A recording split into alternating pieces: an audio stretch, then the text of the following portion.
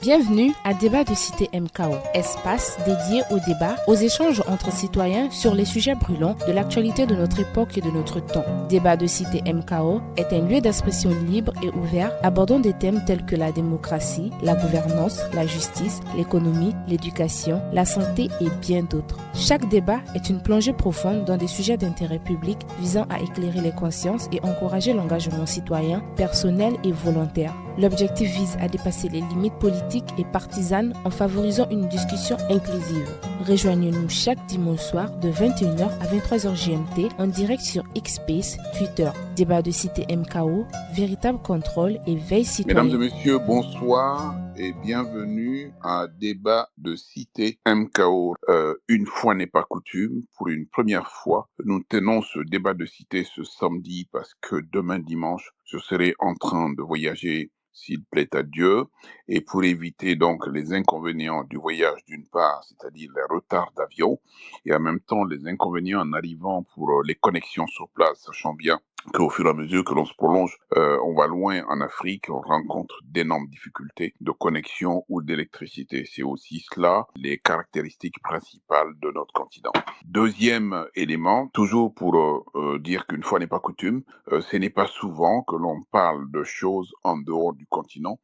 Et il nous arrive aussi d'évoquer des situations qui ne sont pas toujours en rapport avec le continent, mais qui peuvent avoir un impact sur le continent et surtout des sujets sur lesquels les gens du continent, qui soient originaires du continent ou même installés dans le continent, peuvent avoir quelques mots à dire. Et c'est pour cela que nous avons décidé aujourd'hui d'évoquer la situation politique en France, d'une part, d'évoquer les perspectives qui s'ouvrent en France depuis la dissolution, et surtout de parler des enjeux de cette dissolution, notamment en ce qui concerne le continent africain, en ce qui concerne les axes de coopération avec ce continent africain, en ce qui concerne le développement du continent africain avec ou sans le partenariat de la France.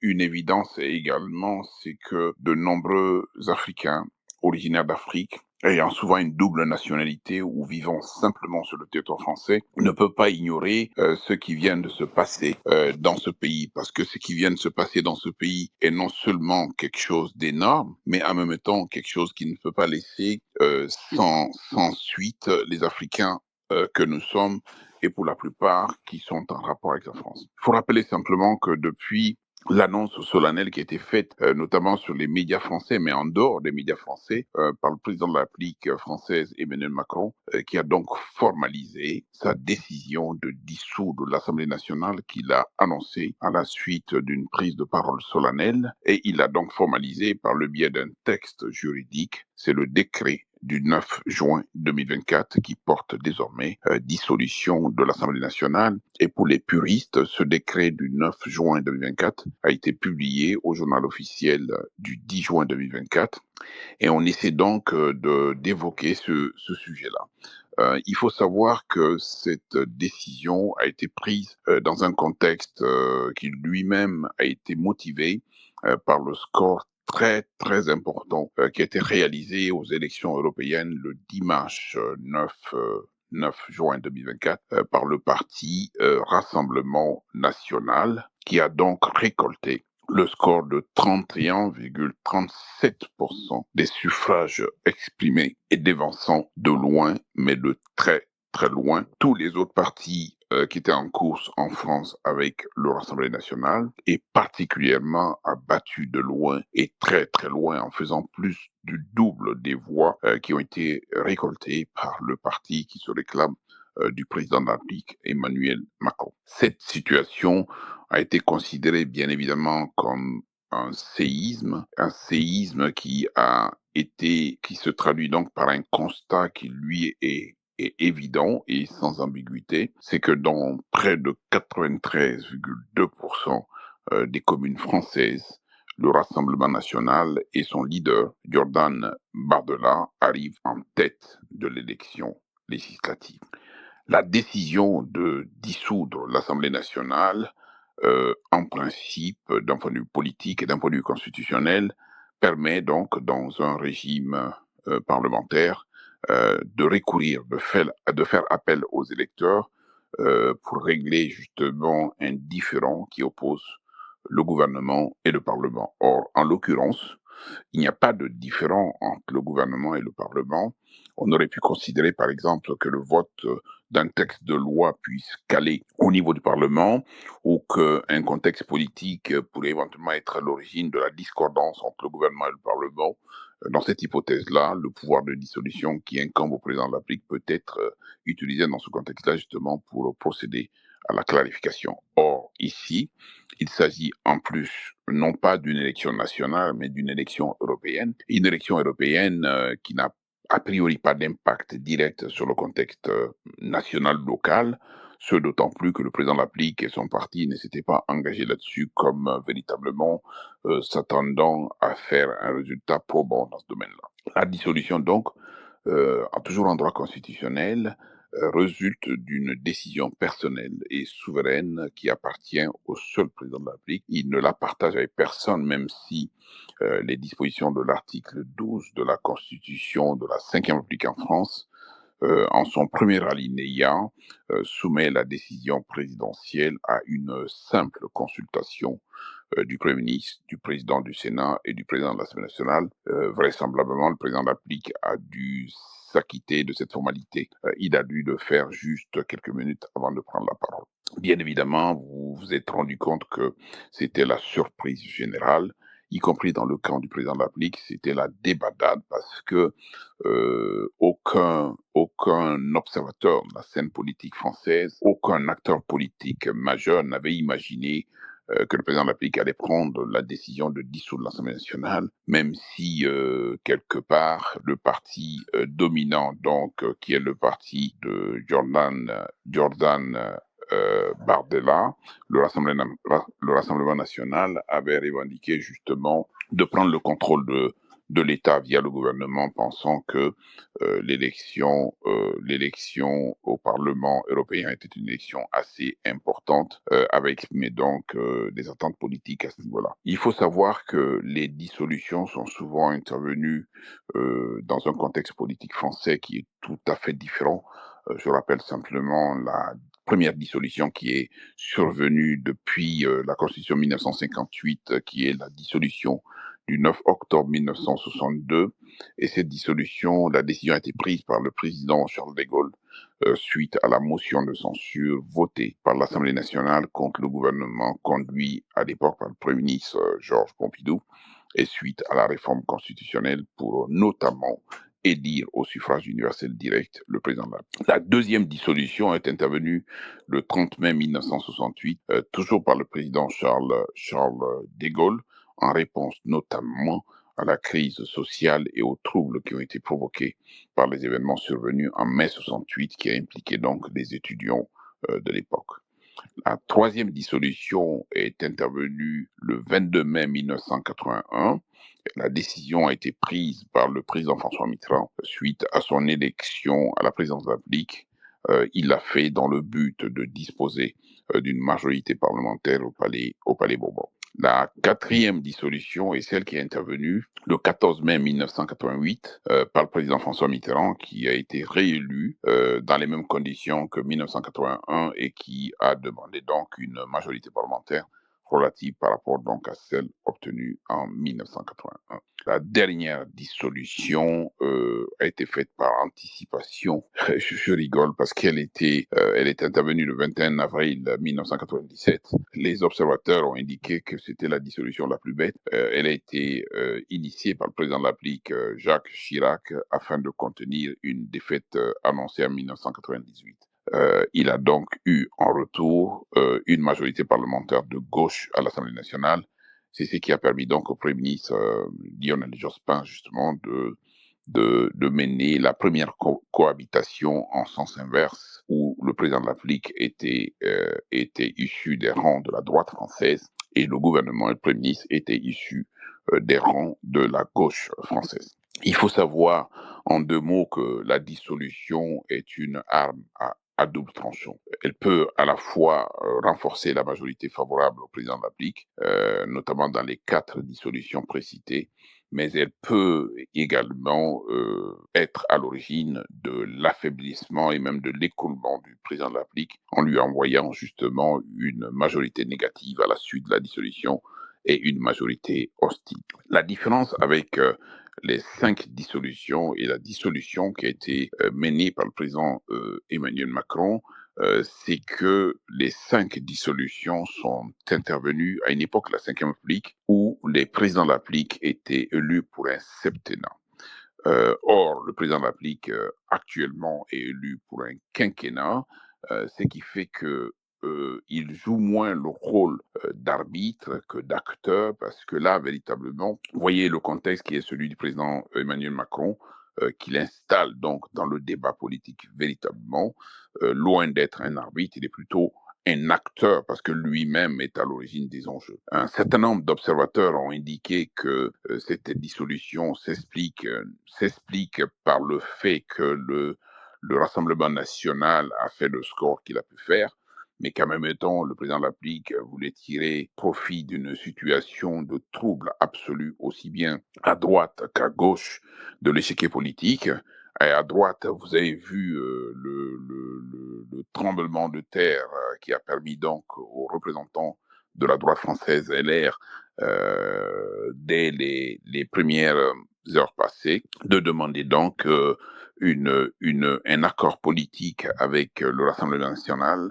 Entre LR et le Rassemblement national, il a été totalement conspué, totalement contredit par toutes les options qui ont été prises par la droite française. Une opposition très forte venant du président du Sénat d'une part et de beaucoup de sénateurs LR d'autre part ont entraîné la réunion extraordinaire d'un bureau LR et puis surtout l'exclusion du président LR, même si cette exclusion a été elle aussi suspendue par décision de référé du tribunal judiciaire de Paris. Et à gauche, on s'attendait justement à un écoulement identique, mais visiblement, il semble que la quasi-totalité de la gauche française se trouve réunie dans le cadre d'un nouveau front populaire qui réunit toutes les gauches écologistes également, et sans doute que nous allons véritablement assister à une dynamique électorale qui va mettre en perspective un nouveau contexte politique sans doute, qui va mettre en perspective une clarification nette des camps politiques qui aujourd'hui sont d'une part le Rassemblement national qui semble être leader politique et en face le nouveau front patriotique autour de toutes les gauches et à côté les LR et la droite qui ont tenté de rallier l'extrême droite. Et parlant donc de Rassemblement national, il faut donc allier au Rassemblement national toutes les extrêmes droites de ce côté-là également. Le débat ce soir va nous permettre donc de passer en revue véritablement le contexte politique français qui, il faut le dire, est des plus troubles. Et deuxièmement, les enjeux politiques qui vont s'ouvrir désormais en France. Et troisièmement, les perspectives qu'il peut y avoir pour le continent africain, sachant bien que même si aujourd'hui un certain nombre de pays se trouvent en rupture de banc avec la France, d'autres continuent d'avoir des relations avec la France. Donc il est important aujourd'hui de scruter ces relations au regard des nouvelles perspectives qui peuvent s'ouvrir. Et ces perspectives sont les suivantes. Premièrement, imaginons aujourd'hui que l'extrême droite française, autour du Rassemblement national, arrive en tête de l'élection législative du 30 juin et du 7 juillet. Cela veut dire aujourd'hui qu'ils prennent le contrôle du gouvernement de la République française et que le Premier ministre est forcément nommé par le président de la République à partir de ce camp. Imaginons que le Rassemblement national ne vienne pas majoritaire à l'Assemblée nationale, mais qu'ils aient une majorité relative et que d'autres extrêmes, d'une part droite et les LR viennent en bouchon du Rassemblement national pour aujourd'hui installer dans tous les cas un pouvoir de cohabitation avec le président de la République Emmanuel Macron, un pouvoir de cohabitation qui viendra dans le cadre d'une coalition gouvernementale autour du Rassemblement national, autour des autres extrêmes droites et autour éventuellement de la droite LR ou d'une partie de la droite LR.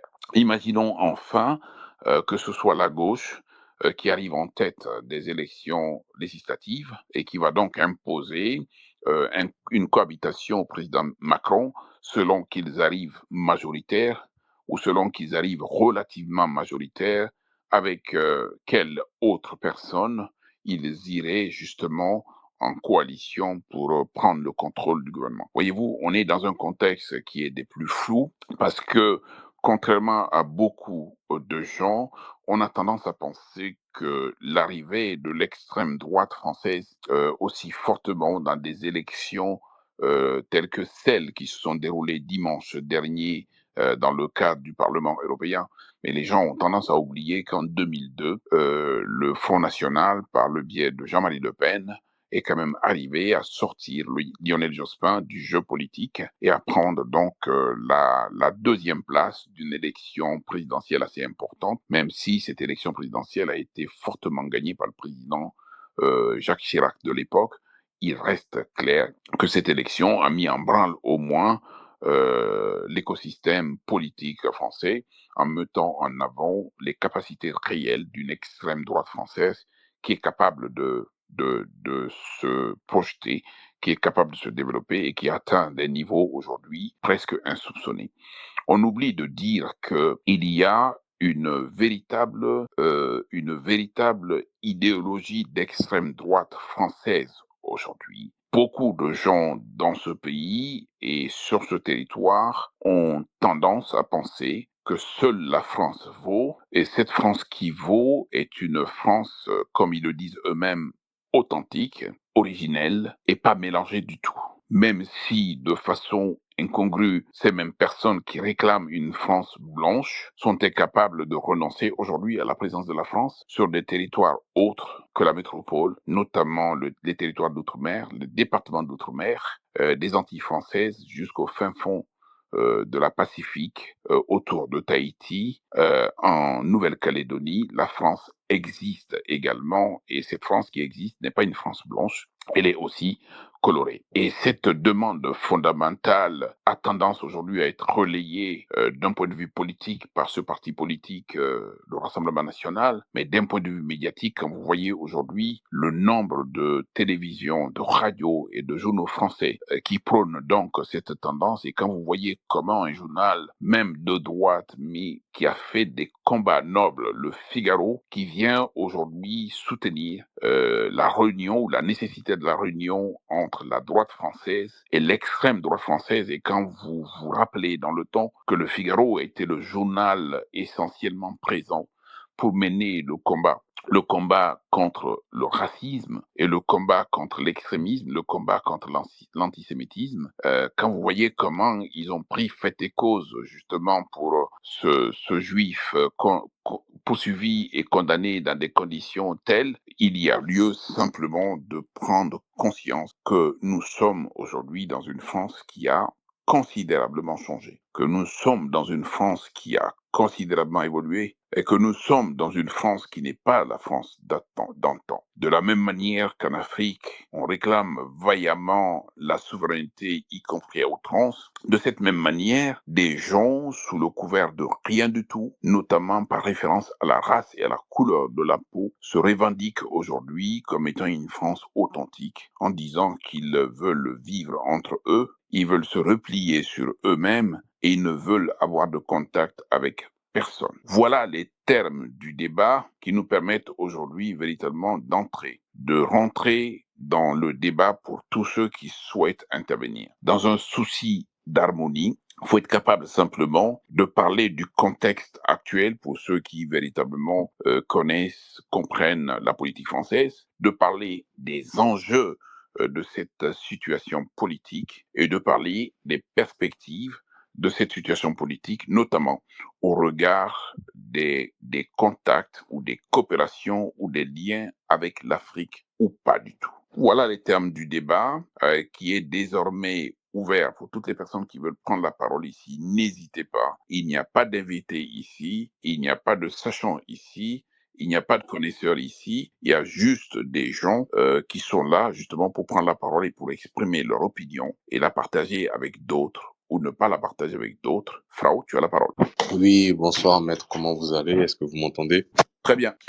Je sais pas si j'ai une compréhension fine de la politique française, mais c'est un sujet sur lequel j'ai envie d'intervenir et qui me passionne. Je crois que c'est un bon moment. C'est un bon moment pour des raisons qui sont assez structurelles sur déjà la composition des formations politiques en France.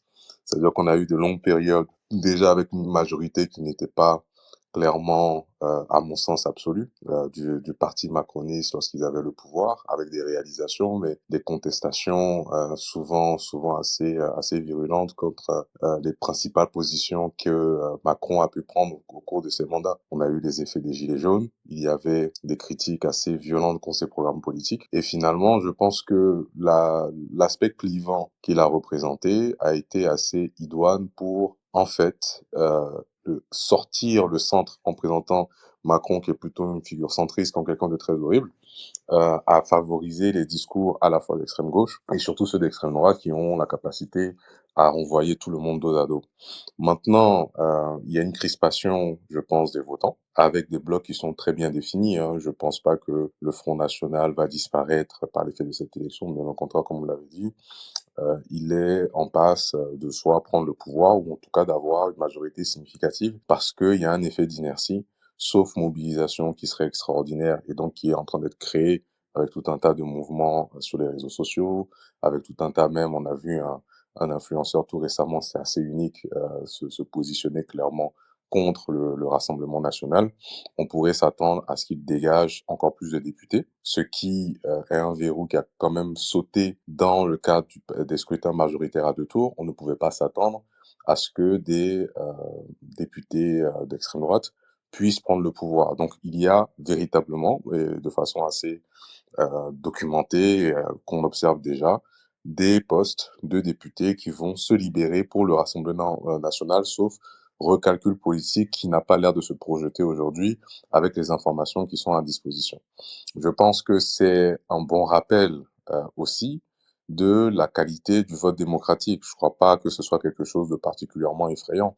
C'est un moment de décision que j'admire quand même parce que je pense qu'il y avait tout intérêt pour Macron de ne pas aller euh, prononcer cette dissolution, essayer finalement de vivre dans une impopularité molle et puis continuer jusqu'à la fin de son mandat.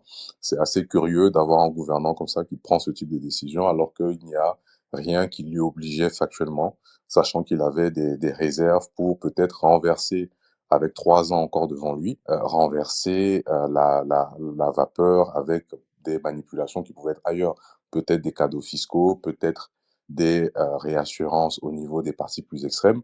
Je pense qu'il y avait la marge de faire pas mal de choses. C'est pas, il semble, le choix qu'il a souhaité opérer.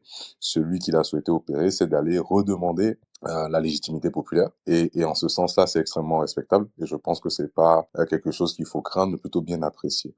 Maintenant, le deuxième point, c'est celui qui va toucher à la composition des formations politiques qui vont en sortir.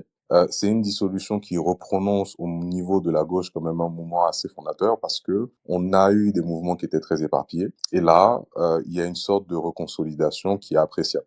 Pas parce que forcément les messages de gauche étaient devenus minoritaires, mais vraiment avec non seulement les formations anticapitalistes, les formations qui étaient communistes, la France insoumise, les reliquats du Parti socialiste, il y avait beaucoup moins de lisibilité à la fois sur leur capacité à parler aux classes populaires, il y avait beaucoup moins de lisibilité sur le sens même de leur message. Et au final, comme ce qu'il y a eu lorsqu'il y avait eu le premier verrou qui a sauté au niveau de la politique française en 2002, on a eu les mêmes difficultés à apprécier, en tout cas les mêmes difficultés à apprécier les lignes politiques de gauche ces dernières années.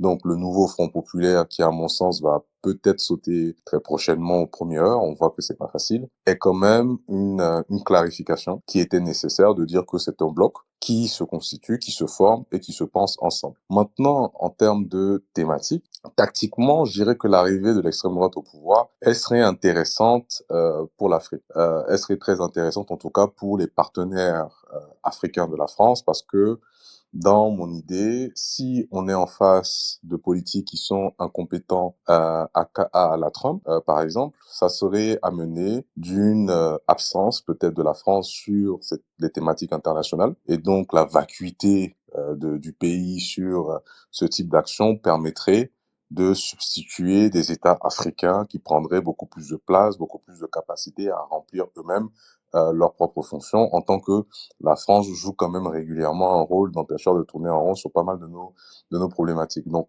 un peu comme Trump, j'apprécierais si ça se traduit par un resserrement de la politique française à l'étranger, même si je n'y crois pas trop. Je crois qu'il y a un appareil profond au niveau diplomatique et beaucoup plus extensif que ce qu'on a aux États-Unis et qui sera capable de continuer à maintenir certaines positions. Maintenant, si je dois conclure, c'est je suis assez circonspect de ce que je vois au final. Je suis circonspect parce que il y a une sorte de sentiment d'alerte qui est donné, mais cette alerte n'est pas vécue par la population en tant que telle. Le discours extrémiste, extrême droite n'est plus considéré en tout cas aujourd'hui comme un discours d'extrême droite. En tout cas pour pas mal de gens, il s'est normalisé. Il s'est normalisé parce que il y a eu de longues années médiatiques qui ont permis de le faire. Il s'est normalisé aussi parce que il y a eu des phénomènes de radicalisation politique un peu partout. Et j'attends maintenant de voir quelle sauce ça va être, à quelle sauce au final ça va être assaisonné. Je crois que c'est le 30 juin pour déterminer quelle est la nouvelle qualité de vote. Mais je pense qu'on va avoir vraiment des nouvelles compositions et un paradigme. Est-ce que ça a beaucoup de conséquences pour les populations africaines? Pas tout de suite. Pas tout de suite. Mélanie est arrivée au pouvoir, elle a dû faire énormément de naturalisation parce qu'il y a des dynamiques économiques, il y a des dynamiques démographiques qui sont imparables.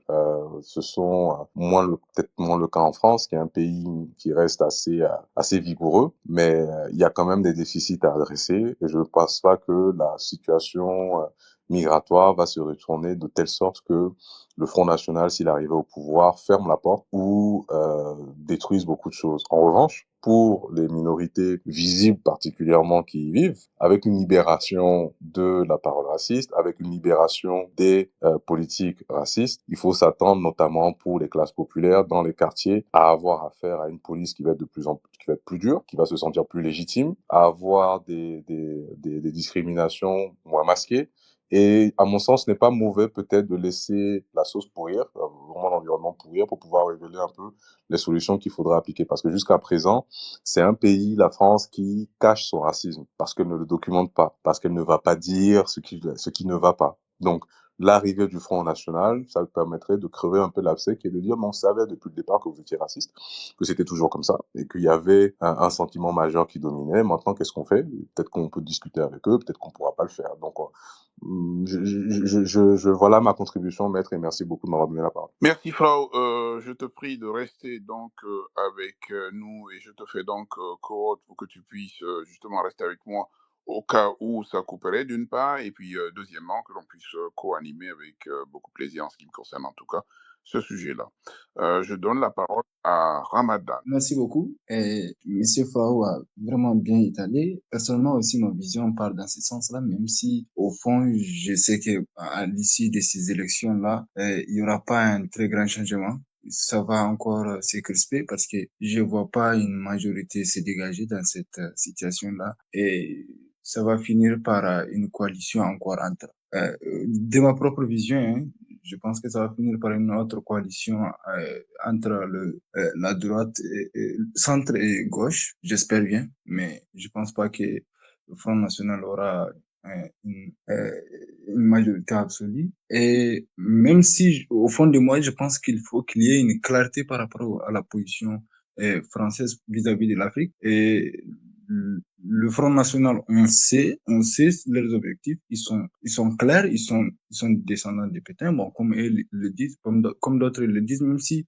Moi, je pense que en Afrique, maintenant, les vents commencent à tourner. Les gens supportent de moins en moins la présence française dans nos institutions, dans la façon dont ils gèrent. Et le fait est qu'il y ait encore un gouvernement d'extrême droite fera en sorte que nous aussi, nous allons être clairs avec eux. Vous nous aimez pas, nous nous aimons pas, donc chacun part dans son camp. Et ça, personnellement, je pense que bon, même si je peux d'espoir qu'il y ait un gouvernement de droite, et je le souhaite même pas d'abord, même d'extrême droite, je parle. Et je pense bien que les jeux sont déjà joués et que le gagnant ne sera pas de toutes les façons. L'ère politique africaine va très peu changer. Nous avons une histoire, donc même si lorsque la gauche a pris le pouvoir, les choses n'ont pas du tout changé. La relation France-Afrique. Donc même lorsque la gauche est revenue avec Mitterrand, les choses n'ont pas totalement changé et la relation avec l'Afrique n'a pas changé. Je pense pas que la situation de Quai d'Orsay va changer et on sera toujours dans la même situation. C'est juste que dans cette situation, avec l'extrême droite, on sait qu'ils nous aiment pas. C'est tout. Les choses ont des mots. C'est la seule différence qu'il va y avoir. Et cette clarté va faire en sorte que nos dirigeants, la population puisse être plus facilement exprimée vis-à-vis de la France, vis-à-vis de la politique française et vis-à-vis et prendre une position aussi claire vis-à-vis d'eux. Et merci beaucoup. Merci. Dinero a la parole. Bonsoir à tous, bonsoir maître. Merci de Bonsoir. m'avoir donné la parole.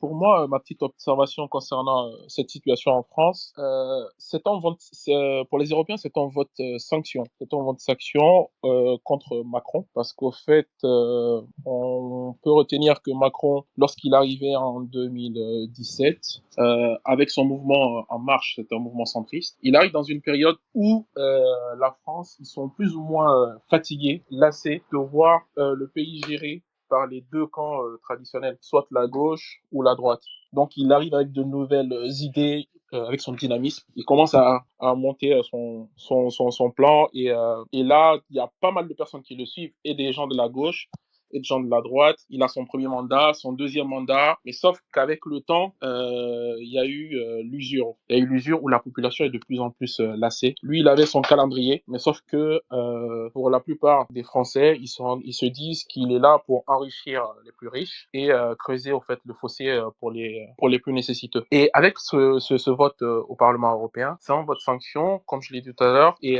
la dissolution du Parlement, Macron voyait en fait son impopularité, parce que c'est suite à ça, il a eu à nommer, si on retient bien, il a nommé Gabriel Attal, parce que il y avait de moins en moins de personnes qui étaient d'accord d'occuper le poste de Matignon après Elisabeth Borne. Donc, Gabriel Attal étant le petit poulain de la République en marche avec plus de codes de popularité que Macron, donc il lui a été soufflé de le placer à Matignon. Et l'abus de l'utilisation du 49.3 à l'Assemblée nationale, tout ça n'était pas en sa faveur et il voyait aussi l'horizon 2027 où il y avait les élections qui allaient arriver. Son parti, ça sentait pas bon.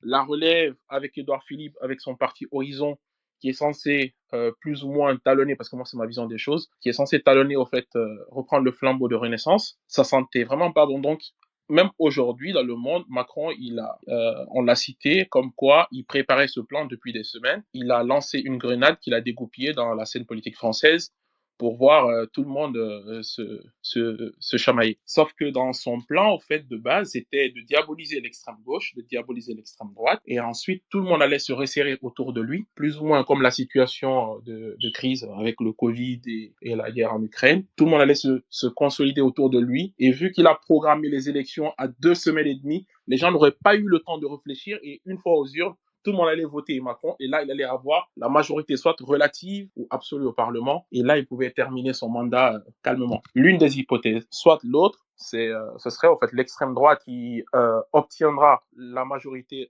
relative ou absolue au Parlement. Comme ça, il cohabite avec l'extrême droite. Étant donné que l'extrême droite aussi est en train de monter en puissance, tout le temps, ils attaquent tout le monde. Comme ça, ils leur donnent leur chance. Et étant donné que leur politique pour la France est difficile à chiffrer, parce qu'ils n'arrivent même pas à chiffrer, et si jamais on met sur papier, on commence à chiffrer, il y aura un déficit énorme, ça va exploser la dette extérieure de la France, et ils les laissent se casser la gueule, comme ça, ils préparent le terrain pour horizon en 2027, ou le Parti Renaissance, ou ce qu'on appelle le Parti centriste en France. Dinero, Oui, Ada dit ce n'est oui, pas un vote sanction, il y a vraiment un racisme réel. Le Rassemblement national a je, voté exactement des mêmes réformes que Renaissance, la partie de Macron.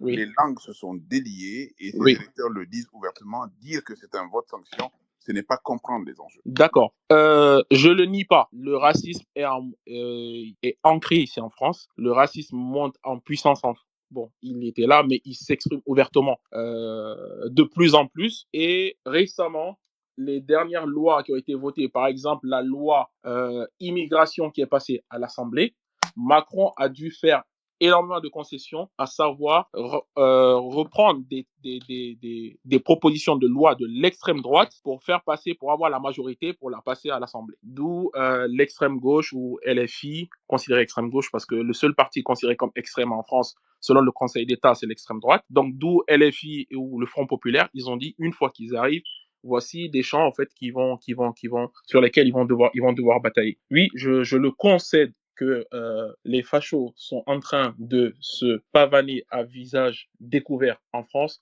et c'est horrible. D'où le 30 et le 7.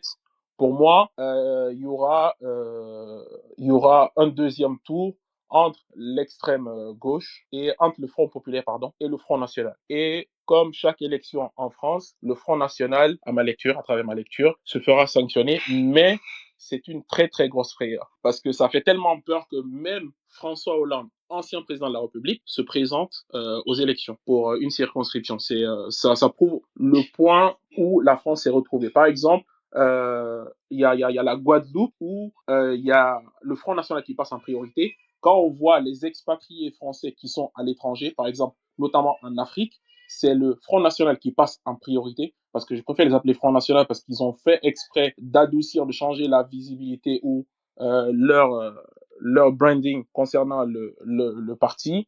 Ils ont changé de nom de Front national à Rassemblement national pour être plus doux. Ils ont chassé le papy, ils ont laissé Marine. Marine est quittée, elle a laissé Jordan. Et Jordan, vu qu'il est plus représentatif. Laissez-moi faire intervenir Ada, Oui, oui, justement, qui prenait votre contre-pied. Ada, d'accord. Ada, Oui, bonsoir tout le monde, j'espère que vous allez bien. En fait, le vote sanction, ce n'est pas un vote sanction, c'est une réalité. En France, en fait, il y a une montée de l'extrême. Vous m'entendez? Oui, on oui, vous mais entend très bien. D'accord, il y parce a, qu'il y a un micro qui s'est Dinero, ouvert. voilà, et ceux qui ont leur micro ouvert, là, fermez-le, s'il vous plaît. D'accord, Ada a la merci. parole. En fait, ça fait depuis quelques années qu'on est dans une situation pré-fasciste, par le biais des médias qui ont beaucoup joué dans la montée de l'extrême droite en France. Et de ce fait, le vote, même s'il y a énormément d'abstention, puisque au moment des européennes, il y a beaucoup d'abstention parce que les gens ne comprennent pas les enjeux de cette élection. Cependant, on ne peut pas dire que ce qui s'est passé, ce qui est en train de se jouer aujourd'hui, c'est simplement les Français, ils ont voulu sanctionner Macron. Il y a un terreau de la montée de l'extrême droite et ce qui se joue là actuellement, c'est pas un jeu puisque l'extrême droite a voté toutes les lois que Macron a fait. Ça va de la retraite à la loi immigration, à la loi séparatiste, en passant par les robes longues qu'on refusait à des jeunes filles à l'entrée des établissements scolaires. Et de ce fait, ben, on se retrouve avec le résultat qu'on a aujourd'hui, les 38%, je crois que c'est 38% de l'extrême droite. En ce qui concerne la gauche, on va faire en sorte de faire barrage, hein, de faire un front populaire, mais ce n'est pas gagné que de dire que l'extrême droite ne va pas passer. On est vraiment dans une situation pré-fasciste, on est en train de rentrer dans le fascisme. Macron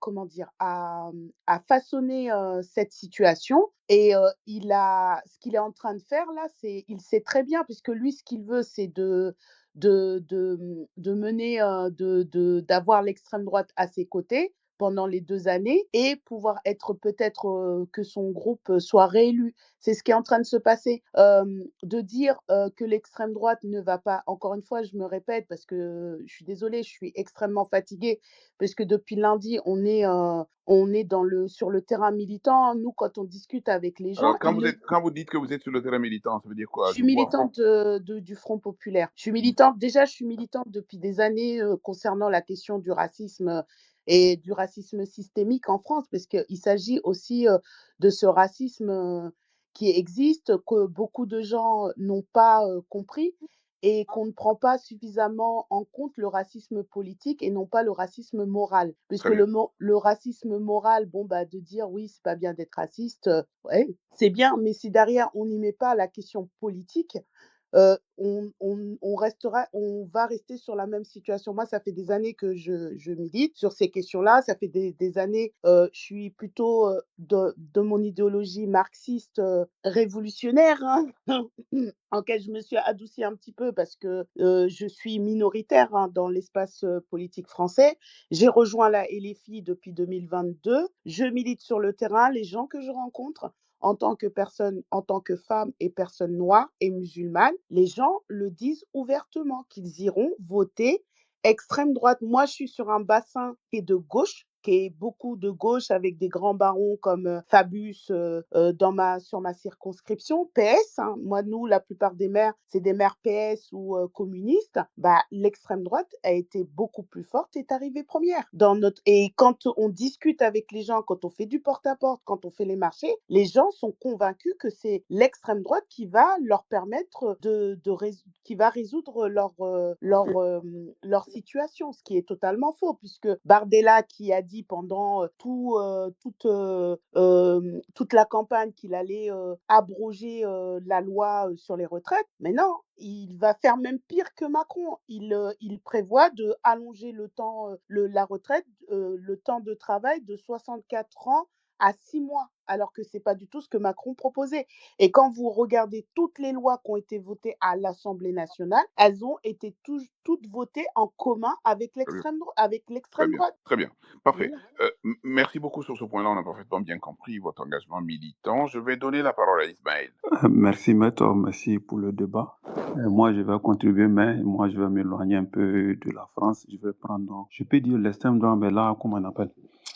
Elle a augmenté, comme on appelle, elle a évolué dans toute l'Europe. Moi, je vais prendre l'exemple de la Suède. Bon, voilà, la Suède est un pays qui a ouvert sa porte en 2014, qui a fait venir, comme on appelle, les étrangers. On est venu ici, bien, nous a bien accueillis. Au lieu de leur donner du grain à moudre, nous, comme on appelle, on amène de l'eau dans leur moulin. Comme l'extrême droite ici, en Suède, l'extrême droite a bien monté. Bon, quand tu vas dans les quartiers de Stockholm, vraiment, c'est devenu un quartier. Il y a des quartiers où même les Suédois ne se risquent plus de rentrer. Ils se disent que non, là-bas vraiment c'est la violence, c'est des étrangers qui sont là, qui sont en fait. Bon, avec ça aussi, bon, il y a eu la montée, comme on appelle, de l'extrême droite. Et quand tu analyses, tu te dis, oh merde, nous avons contribué aussi. Il faut qu'on accepte de dire que nous avons contribué à faire passer cette propagandiste. Comme les fachos, nous avons un peu contribué. Juste Ismaël, Oui. sur ce point.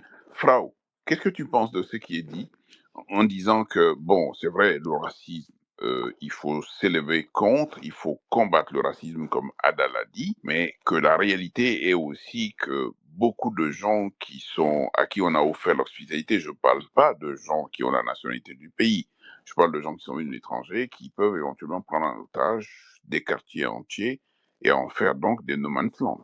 Frau.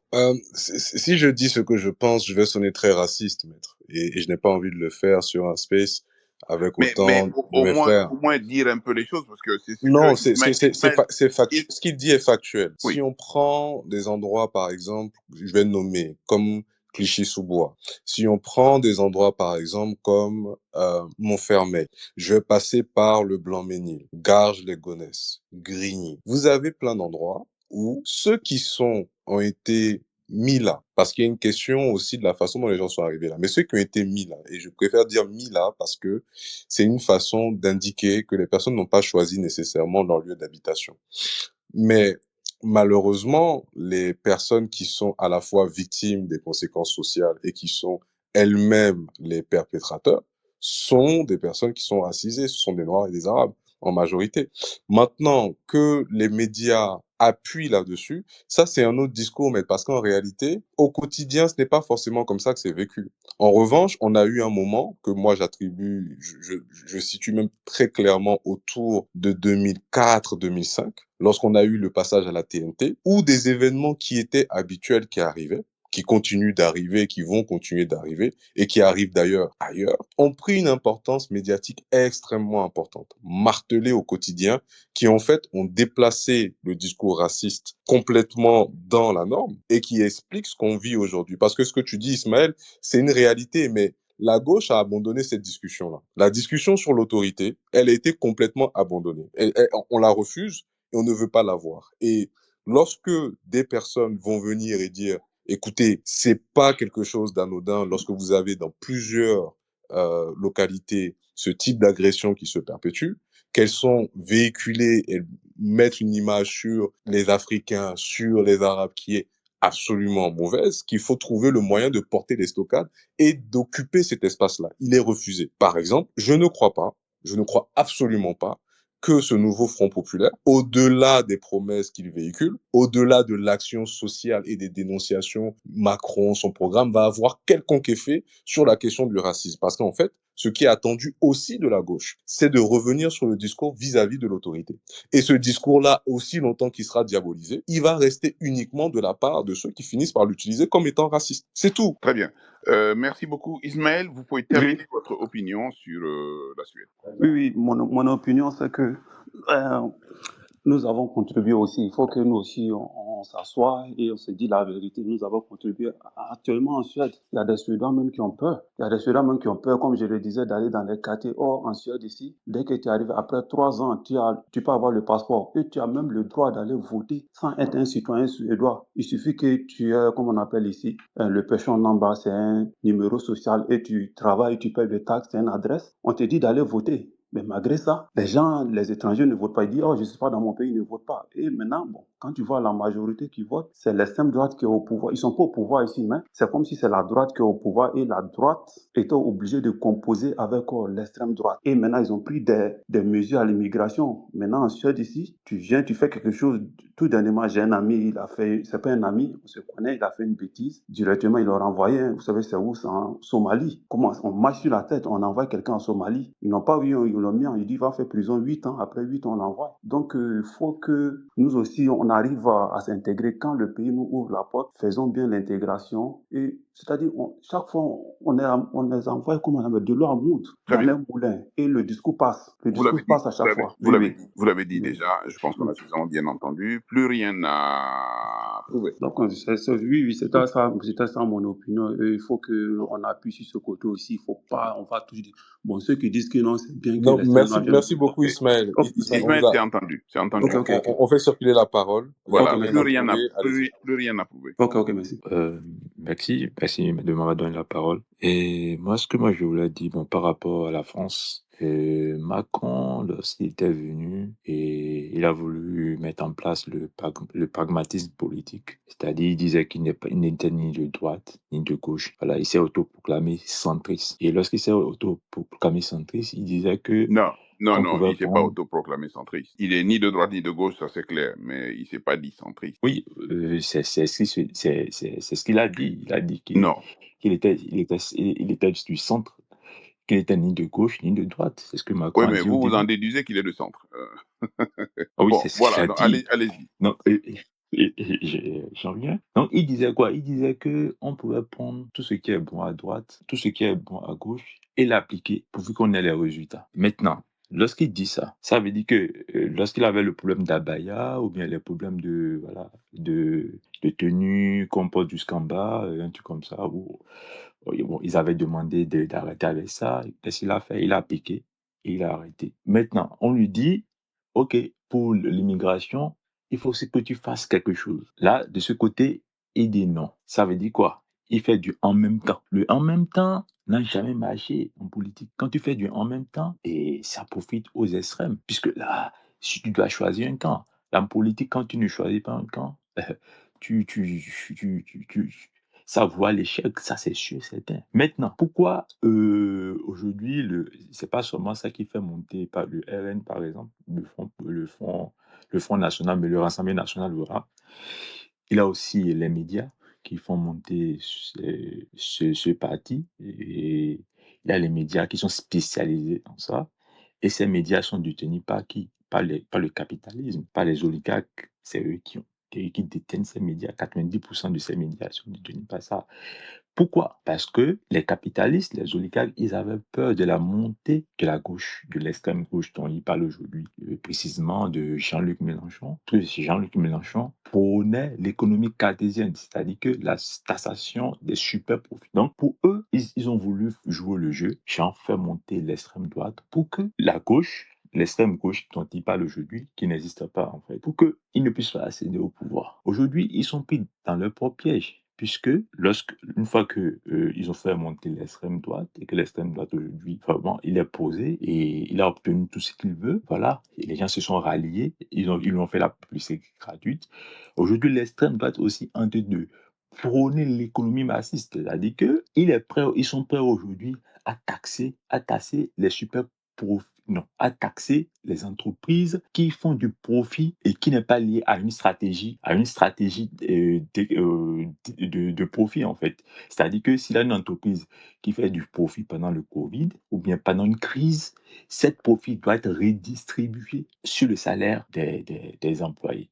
Donc, cette économie marxiste aujourd'hui aussi, ça leur pose problème. C'est-à-dire que c'est un truc qui est, je ne sais pas comment est-ce que la France va en sortir, mais ils sont engouffrés eux-mêmes, c'est eux-mêmes qui ont créé en fait, qui ont créé ces monstres. Bon, Et aujourd'hui, je ne vois pas comment est-ce qu'ils vont ils vont s'en très, sortir. Ça ne pourra pas très bien.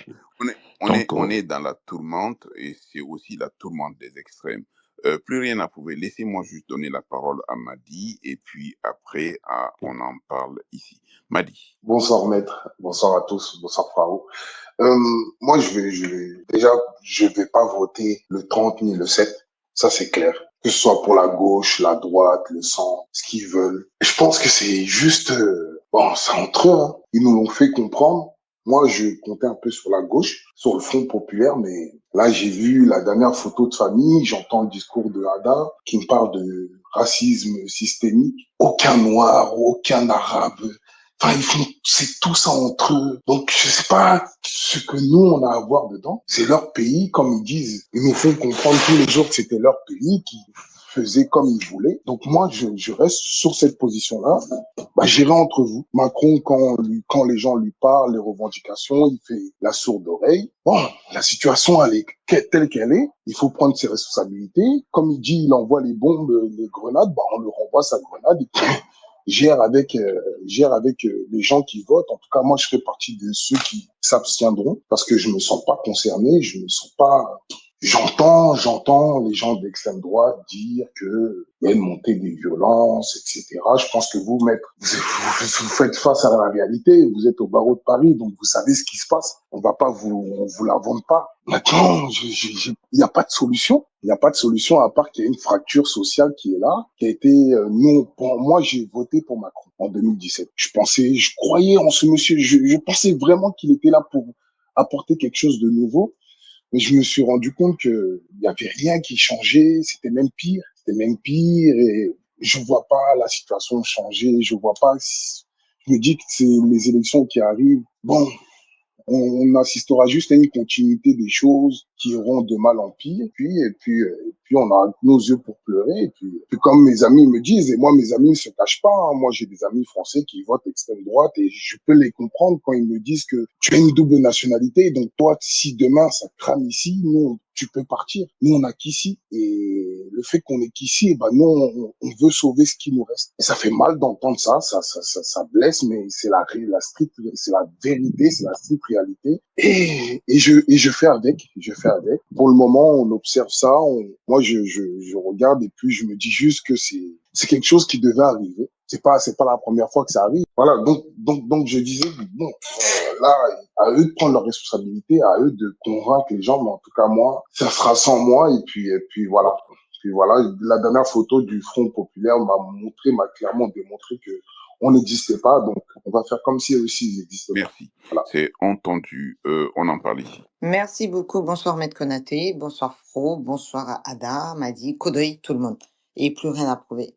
Je suis montée pour deux, trois choses. Tout à l'heure, j'entendais Fro qui parlait de la cité des quartiers, au fait, et que, voilà, on montre cette image. Première chose, le racisme n'est pas une opinion, c'est un délit. Ça, c'est la première des choses. Dans ce pays qui est la France, le racisme n'est pas une opinion. Maître, vous êtes avocat et vous le savez, c'est un délit. Je donne un exemple concret. Éric Zemmour a été condamné 2 à 3 fois pour haine raciale par la justice française. Autant on a beaucoup de choses à reprocher à la justice française, mais il a été condamné pour haine raciale, c'est un délit. L'antisémitisme est un délit. Le racisme est un délit, tout simplement. Ça, c'est le premier point. Le deuxième point, les quartiers que Fro a cités, je mets quiconque au défi dans ce space de me dire que ces enfants ne sont pas français. Pour la plupart, ils sont même pas naturalisés, ils sont nés français. Ils sont nés sur le sol français. Alors, ce que CNews va montrer comme fait divers avec la bande à Pascal Pro, ou ce que Elisabeth Lévy va dire, ou ce que Valeurs Actuelles ou Le Figaro vont mettre à la une, ne veut pas dire que dans ces quartiers-là, je pars du principe que en France, tout le monde a des droits, même ceux qui sont sans papier, même aujourd'hui les migrants qui sont là. Troisième point. Madi vient de dire qu'il a vu la photo du Front populaire. Je lui rappelle juste que c'est une partie de la photo qu'il a vue. Et je veux juste qu'il me donne la liste exacte de toutes les circonscriptions. Il y en a plus d'une centaine. Combien d'élus de la minorité, que ce soit les Noirs et les Arabes, ont été aujourd'hui investis? Qui me donne, au fait? Parce que la liste est là. Faisons juste l'effort d'aller chercher. Quatrième point, pourquoi on ne s'engage pas? Pourquoi aujourd'hui, je parle même pas de ceux qui sont binationaux. Tu es allé vite sur le troisième point. Le troisième point, c'est quoi? La liste, quoi? La photo dont il a parlé, qu'il a vu la photo, c'est entre eux, Oui. en parlant des Blancs. Mhm. D'accord? Il a vu une partie des photos. En France, 93,2% des communes ont voté aux européennes le Front National. Moi, je ne dis même pas le Rassemblement National, hein, parce que c'est pour faire joli. C'est le Front National.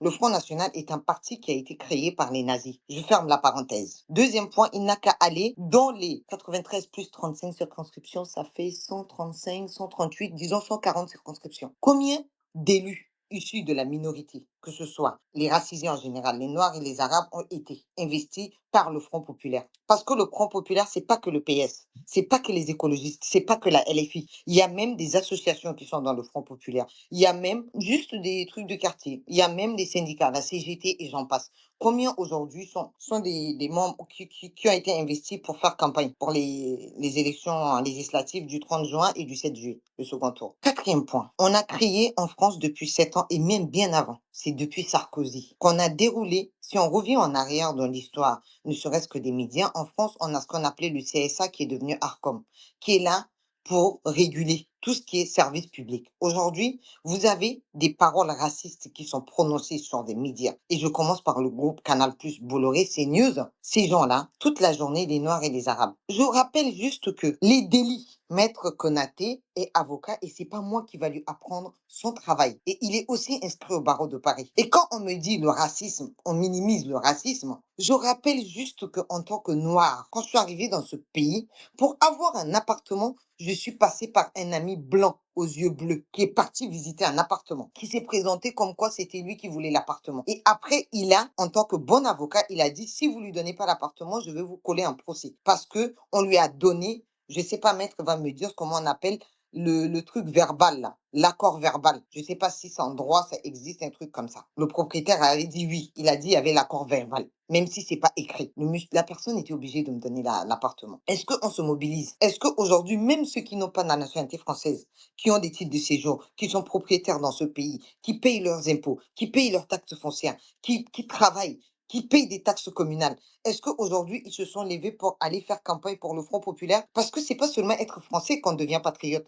Ils peuvent bien aller dans les associations de quartier, aller faire campagne, aller donner une éducation populaire à ces jeunes-là. Pourquoi ils restent au banc de la société? Pourquoi ils ne s'ingèrent pas de la politique? Parce que la politique ne concerne pas que les Français vivant sur le sol français. 67,5 millions de personnes, c'est pas tous des Français. Deuxième point. Troisième point. Quand vous parlez des binationaux, et j'ai horreur de ça et je vais le dire, autant je combatte Bardella avec son FN en France et Marine Le Pen parce qu'on veut nous la faire passer pour quelqu'un de gentil. Je rappelle juste que c'est des nazis. Autant je les combats, autant je combats les mêmes en Afrique. Parce que les discours qui disent, ah, c'est entre eux, c'est le même discours qu'un jour, un Malien va me sortir, un Tchadien va me sortir, un Mauritanien va me sortir, un Sénégalais va me sortir quand je serai dans son pays. Il va me dire, c'est entre Sénégalais, ça ne me regarde pas. C'est entre Maliens, ça ne me regarde pas. C'est entre Nigériens, ça ne me regarde pas. Ce n'est pas une question de panafricanisme ou d'universalisme. C'est une question d'humanité. Et c'est comme je rappelle à tout le monde, aujourd'hui, on tape sur la France coloniale. Autant je veux taper sur les Africains qui pensent que ce qui se passe en France ne concerne pas les Africains. Je vous rappelle juste que la France et l'Afrique ont une histoire coloniale qui continue, même si certains ne l'acceptent pas. L'Afrique et la France, l'Afrique francophone, je précise, pour ne pas qu'on me reprenne, aujourd'hui sont sur deux chevals. Autant je combats Bardella, autant je veux combattre le même Bardella au Tchad, tout simplement. Parce que quand je prends le programme du Front National et qu'on me dit c'est entre eux les Blancs, moi je pense à la jeune fille là, qui est dans un hôtel social et qui attend la régularisation de ses papiers. Je pense à ce jeune homme là, qui a traversé la mer au péril de sa vie, qui aujourd'hui a travaillé sur les chantiers du JO de Paris pendant le Covid parce qu'il était un migrant sans papier. J'amène tout le monde sur Google à aller voir. Les chantiers du JO de Paris ont été faits par les migrants sans papier. C'est le Parisien et le Figaro qui ont fait cette enquête-là et qui ont démontré que ça a été fait. Le racisme, et je finis, Maître Konaté, j'ai pris beaucoup de temps. Mais je rappelle juste une chose, et je veux le rappeler. Le racisme n'est pas une opinion, c'est un délit. Le Front National, que tout le monde veut édulcorer en parlant du Rassemblement National, le Front National a été créé par les SS. Les SS, c'est ceux qui venaient chercher des Français blancs pour aller les livrer au gouvernement de Vichy Pétain. Parce que c'était des patriotes qui cachaient nos compatriotes, nos voisins, nos amis juifs à l'époque des nazis, qui allaient les livrer au gouvernement de Pétain. Je rappelle juste cela et je m'arrête là. Merci, Maître Konaté. Et tous les enfants qui sont dans les banlieues, ils sont nés français, ils ne sont pas devenus français. Ils ont pleinement le droit dans ce pays. Et si ils ont des revendications vis-à-vis de leur État, on ne sort pas la carte raciale. Ah non, regardez, c'est encore les Noirs. Ah non, regardez, c'est encore les Arabes. Et je finis par dire, l'islam, tous les Noirs et les Arabes ne sont pas musulmans. Il y a des Arabes musulmans, il y a des Arabes juifs, il y a des Arabes chrétiens. Tous les Noirs ne sont pas des musulmans. Il y a des Noirs chrétiens, il y a des Noirs juifs, il y a des Noirs musulmans, il y a des Arabes et des Noirs athées. Et je m'arrête là. Merci. Merci infiniment. Madi, ce propos vous concerne et j'ai un commentaire à faire, Madi, une fois que vous avez parlé. Madi, pour 1 minute. Non, mais Tata, moi, tu sais l'admiration que j'ai pour toi, mais encore une fois, j'ai rien contre. Mais quand je vois Mélenchon sortir, Alex Corbière sortir, quand je les vois ce matin se tirer la tronche, en fait, la chose même dépasse leur personne, mais je vois qu'en fait, ils restent dans le même propos. Donc moi, j'estime que si vous restez comme ça, moi, je me retire, je me désengage de vous, restez dans votre coin, restez dans votre petite personne comme si ça engageait que vous. Donc moi, en tout cas à titre personnel, je préfère m'abstenir. Dimanche, je préfère me reposer. Madi, Voilà. en vous abstenant, imaginez que vous et toutes les personnes qui vont agir de la sorte vont constituer les voix qui vont manquer à cette gauche rassemblée aujourd'hui pour gagner. Vous faites quoi? Maître, je vous comprends, hein. Maître, je vous comprends. C'est que, en fait, c'est je du rien. Non, je vous comprends. Non, Madi. Je vous comprends, maître. Madi, quand le nazisme a frappé aux portes d'Europe, beaucoup de gens se sont retrouvés en disant ça ne nous concerne pas, ça concerne les Juifs. Jusqu'au jour où on a terminé avec les Juifs, qu'on a attaqué les autres. Madi, c'est un devoir humain, c'est un devoir citoyen que de prendre conscience aujourd'hui que la France s'est installée dans un tumulte. Voyez la gueule de tout ce que vous voyez, quand vous n'êtes pas capable de prendre conscience aujourd'hui que cette gauche est fondée, quand vous voyez le Parti communiste au niveau où il est, alors que moi, quand j'arrivais en France, le Parti communiste tapait au-dessus de 25. Le Parti socialiste, n'en parlons pas. Rappelez-vous simplement l'union de la gauche socialiste et communiste en 1980-81 qui a permis à François Mitterrand, 1, de gagner et 2, de mettre en place une action de gouvernement qui a quand même été à l'origine des vrais combats de société qui ont été menés. Que l'on soit de droite ou que l'on soit de gauche, le combat est que la race noire, les Arabes, l'islam sont menacés en France aujourd'hui parce que simplement un certain nombre de Français, au nom de l'autorité, vous disent que vous n'avez pas le droit d'exister, vous n'êtes même pas des humains au point de venir en France au point de venir se mélanger à des Français de souche. Mais Ça, maître, permettez-moi. Quand moi, je me permets, mais Ramatou, Tata, vraiment, c'est pas contre toi. Vraiment, honnêtement, c'est pas contre toi. Mais c'est moi, pas une ce question de matin, Ramatou. non, mais C'est que ce vous faites matin, détection. maître, ce matin, je me lève, je vais sur les réseaux sociaux. La première chose que je vois, c'est une réunion, une photo de famille. Clairement, il montre, hein, une photo de famille, comme il l'appelle, du Front populaire. Et dans la photo qu'on voit, c'est pas représentatif. Et sans faire, Maître, en fait, est-ce que je peux lui répondre? mais ils se rendent pas compte. Mais juste, Madi, Tata, juste deux pourquoi secondes. toi et moi, attends, Madi, toi Tata, qui juste, parles, laisse-moi finir. excusez-moi, Tata, s'il te plaît. excuse-moi, Tata, la s'il te photo de plaît. famille, pourquoi toi et moi, et Ada, je la laisse parce que je connais très bien Ada, mais pourquoi toi et moi, pourquoi on n'est pas sortis aujourd'hui pour aller, c'est pas une question de Mélenchon, c'est pas une question de Giroud, c'est pas une question de Delogu, c'est pas une question de Rousseau, c'est pas une question même de Roussel, ou même de n'importe qui dans ce Front populaire, non, c'est une question d'humain. Aujourd'hui, oublions tous ceux qui ont un titre de séjour. Oublions tous ceux qui sont des binationaux, qui ont des droits. Parlons seulement aujourd'hui de tous ceux qui ont l'aide médicale de l'État. Parlons simplement aujourd'hui de tous ceux qui sont en attente de régularisation de papier. Parlons simplement aujourd'hui de toutes les stigmatisations que reçoivent les femmes et les jeunes filles qui ont un voile sur la tête. Je m'excuse de le dire. imaginez Maître, demain que je m'excuse. l'administration... Non, Maître, si je peux me permettre de imaginez couper la demain, discussion de tout le monde. que l'administration publique soit prise en main Je suis désolée de vous avoir coupé, hein, par mais un gouvernement, Mais, Rassemblement mais, mais national. attendez, maître, Frau, justement, parce que j'aimerais apporter une contribution un peu oui. différente.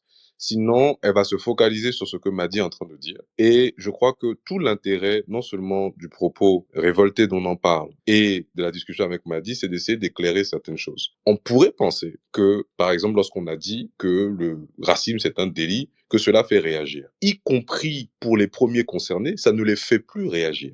Regardez, je vous ai mis par exemple la question des participations aux législatives. À Clichy-sous-Bois, l'une des communes que j'ai citées, c'est la première qui me venait en tête. La participation aux législatives en 2022, elle était à 25%. Ça veut dire qu'aujourd'hui, je considère qu'il y a 75% de personnes qui sont globalement en plus à forte majorité immigrées, ou en tout cas de deuxième, troisième génération, nées en France mais d'origine immigrée, qui pensent comme ça.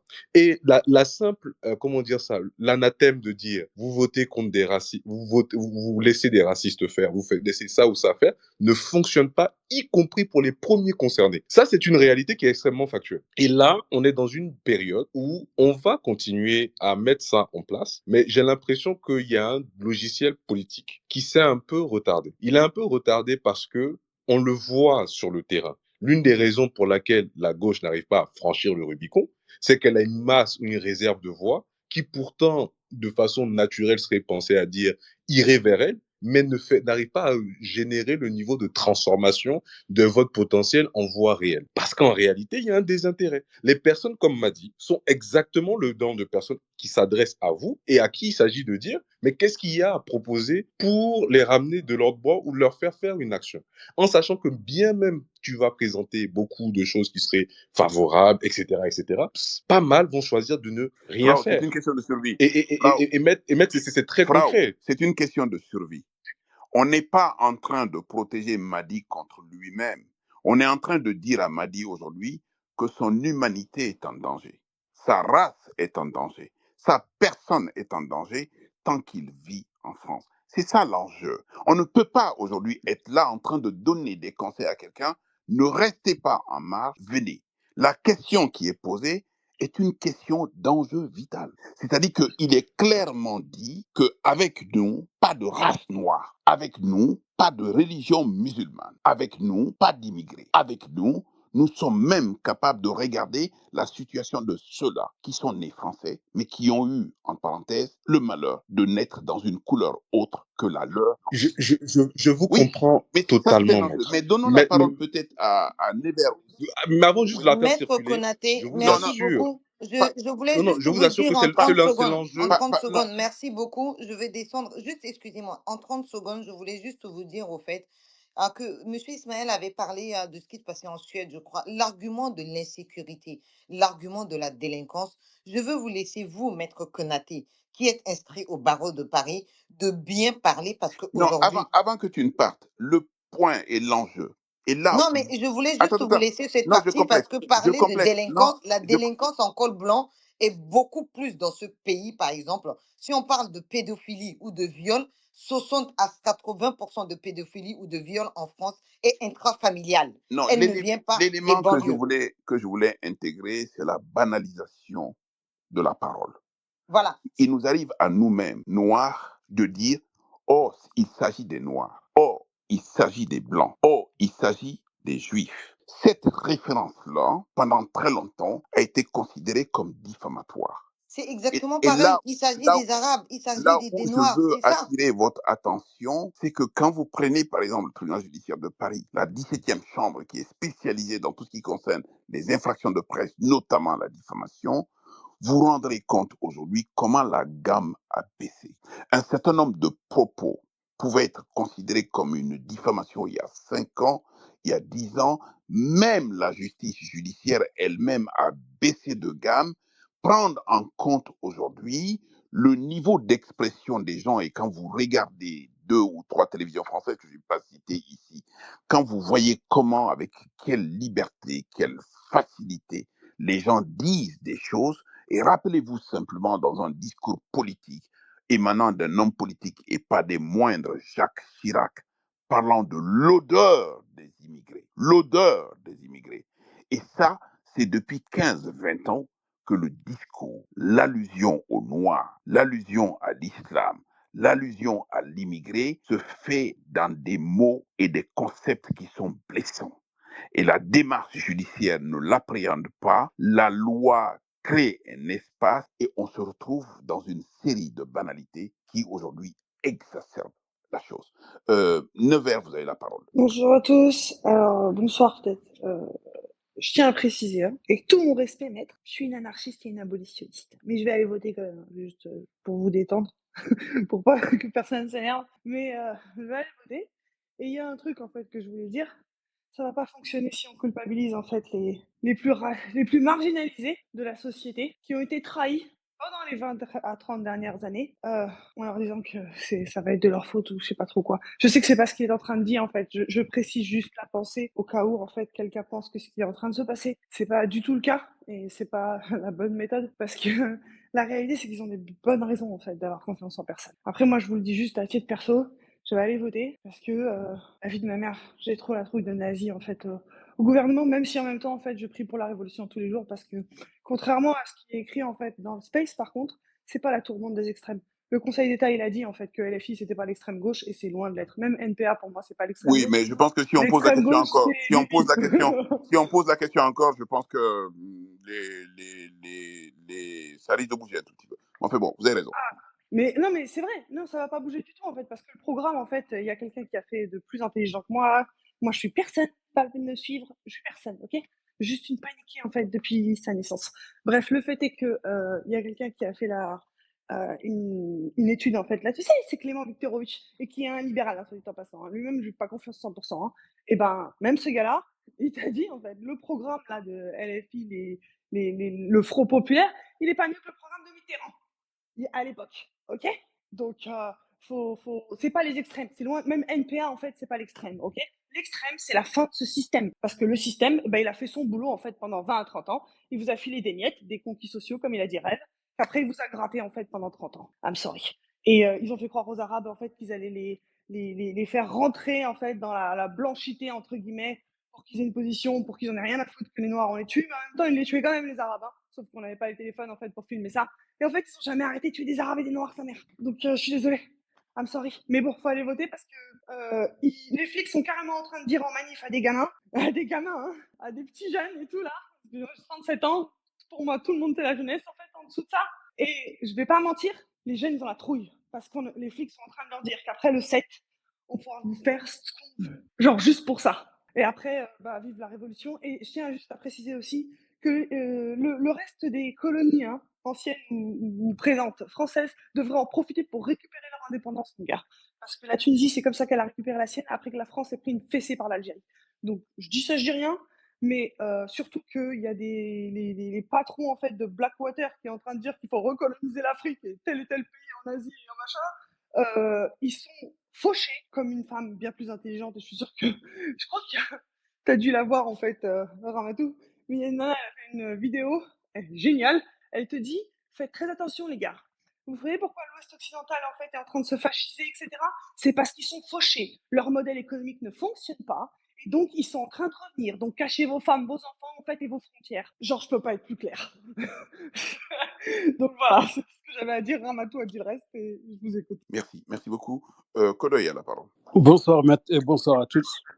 Moi, je ne devais même pas monter, mais finalement, je n'ai pas pu résister. Parce qu'en général, les spaces, là, quand tu les écoutes, à un certain moment, tu ne te maîtrises pas. Il faut que tu montes et tu essayes de parler. Mais moi, quand j'écoute, quelquefois, je ne sais pas si je comprends mal, mais quand j'entends une certaine banalisation de la montée du nazisme, j'ai peur. J'ai vraiment peur. Parce que quand on habite dans un pays, on habite quelque part, on fait partie de cette communauté, on fait partie de ce peuple et on ne doit pas être passif par rapport à un certain nombre de choses. On doit toujours être actif et apporter sa contribution au développement, au fonctionnement de ce pays.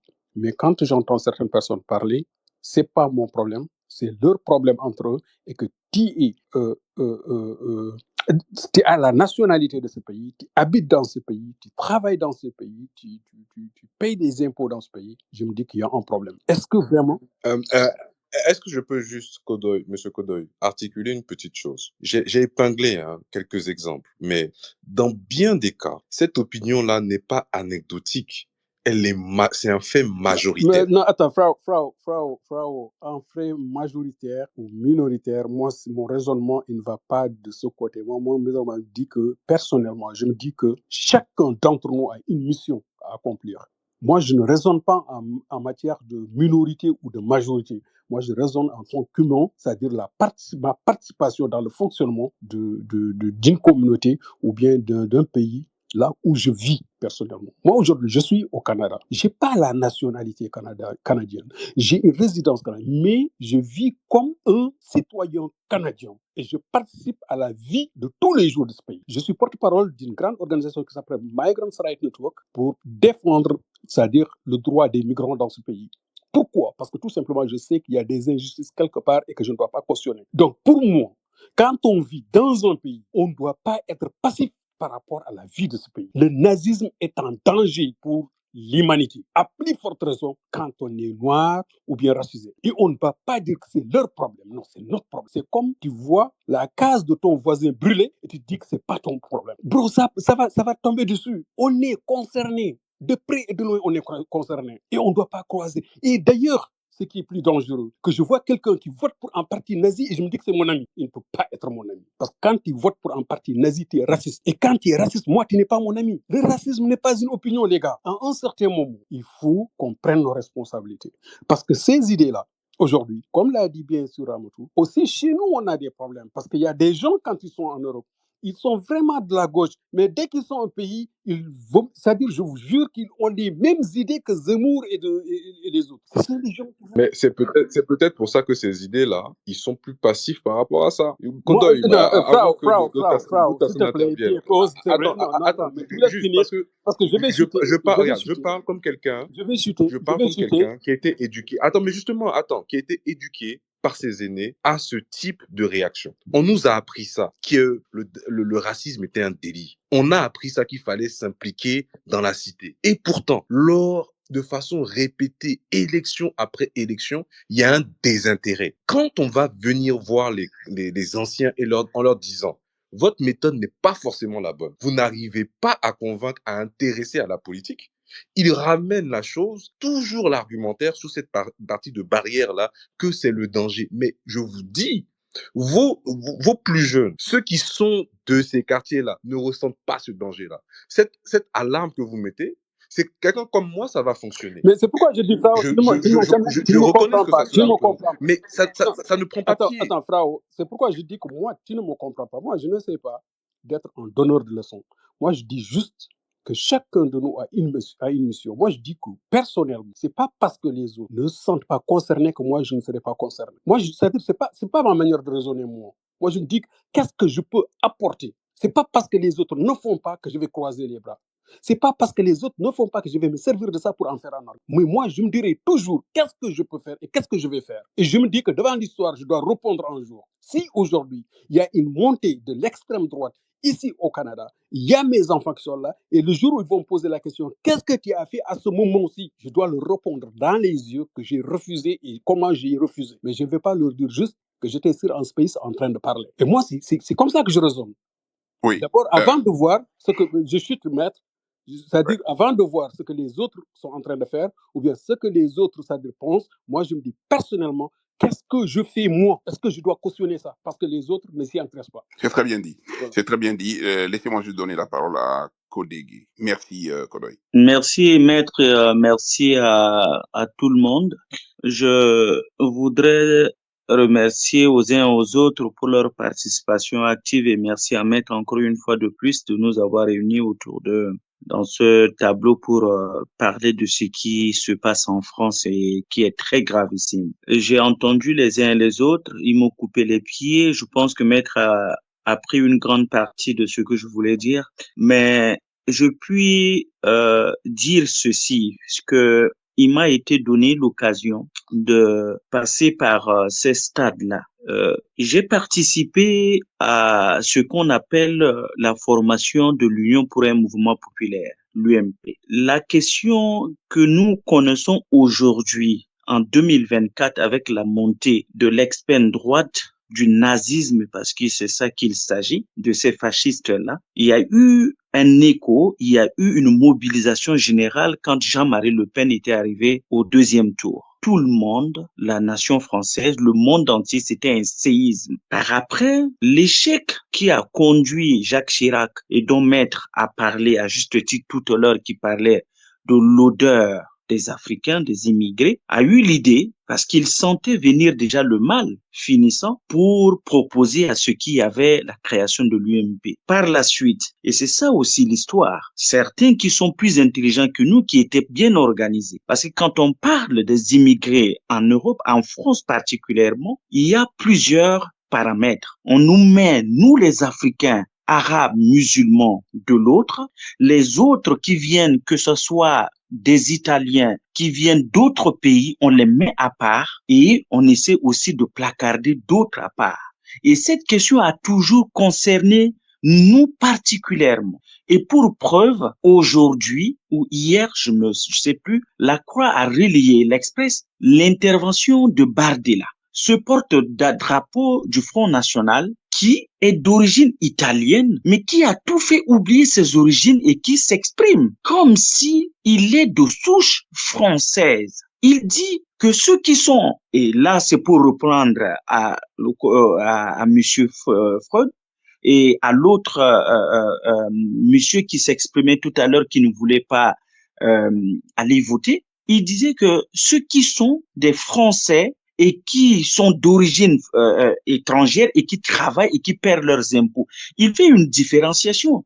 Et là, ça, c'est une violation du principe républicain. Et je fais mienne aussi les explications des uns et des autres sur la définition du racisme, etc. Et Sarkozy en a enfoncé parce qu'il a été quand même le porte-drapeau qui a essayé de défendre la cause un tout petit peu des Juifs, parce qu'il faut qu'on se le dise. Et au fur et à mesure, nous avions vu que l'incapacité de la gauche à assurer un certain nombre de thématiques pour pouvoir faire face à la droite ici en France. On sait que la droite, elle est majoritaire. François Hollande était venu, nous avions connu ce qui s'était passé. On ne revient pas là-dessus. Mais aujourd'hui, c'est une question des valeurs. Et je ne pense pas que ce n'est pas une question de photo, de catalogue, d'un nom de Moussa ou de camarades dans une photo que ce soit. Aujourd'hui, le point de bascule, c'est ici en France. Et ce que nous vivons ici, moi j'ai des enfants, ils n'ont jamais mis pied en Afrique. Mes 2 enfants qui sont là, ils m'ont posé la question depuis quelques jours pour me demander pour le premier tour, ils sont allés voter. Le premier était allé voter. Et ça, cette fois-ci, me dit, mais qu'est-ce qu'on va devenir? Parce qu'ils écoutent et ils ont peur. Ces enfants n'ont jamais mis pied en Afrique. Parce que j'ai perdu le temps. Et comme on le dit, nous vivons ici, mais nous vivons aussi pour l'Afrique. Et le point de bascule, c'est la France. C'est ce que nous oublions. Nous n'oublions pas que la France et l'Allemagne sont les 2 piliers de l'Union européenne. Et si aujourd'hui il y a un mouvement qui se passe en France, ça va faire un effet domino. Et je pense que déjà en Italie, Giorgio Minoli, elle va changer de position, vont s'allier avec les autres. Et au niveau de l'Allemagne, ce serait une question d'heure. Il y a des passes d'armes qui se passent déjà avec les autres États, dont l'Union européenne, qui ont eu déjà des extrêmes à la tête de leur gouvernement. Et si je dis que nous vivons ici, et nous vivons aussi pour l'Afrique, malheureusement, cela n'a pas été donné. Mais j'ai cette occasion une fois de dire quelque chose. Je me permets de vous le dire, c'est un secret que à moi de par mes fonctions. Vous savez que le premier qui a été banni, qui a été nationaliste par rapport à tout ce qui se passait en Centrafrique, il y avait le président Patassé. En 2002, quand l'UMP était là, qu'est-ce qui s'était passé? Nous, on avait mené un front, nous étions venus. Quand on nous a convoqués pour venir ici, on a demandé à ce chef d'État-là de ne pas se déplacer. Une délégation, nous étions composés par des panafricanistes. Je faisais partie de cela. On a fait venir 2 ou 3 du Gabon, un du Mali, et nous étions venus, on a tenu une réunion. Et dans cette réunion-là, il nous a été clairement dit que nous ne pourrions pas du tout espérer ce dont nous demandons à l'époque. Ce qui fait aujourd'hui les revendications qui se passent un peu partout sur le terroir africain. Et quand j'ai encore quelques années plus tard, François Hollande était descendu en Centrafrique pour arrêter l'hémorragie de ce qui s'était passé là-bas. C'est parce que grâce à ce que j'ai rencontré François Hollande ici à Angers pendant la campagne électorale et quand il revenait de l'Afrique du Sud après le décès du président Mandela, nous étions dans un précaré pour discuter avec le président de la transition. Et je me suis permis, quand François Hollande devait remonter dans l'avion, de lui dire 2 ou 3 mots. Et quand il était rentré, il y a eu une décision qui a permis à ce que la transition puisse prendre fin et pour qu'on puisse préparer pour aller aux élections. Ça voudrait dire quoi? L'économie, tout ce que nous sommes en train de faire aujourd'hui, c'est une question des valeurs. Et c'est pour ça que je dis, ce n'est pas la tête du Front, de Front populaire, ni de Mélenchon, ni de qui que ce soit. Mais c'est une question de mobilisation générale. C'est une question d'humanité.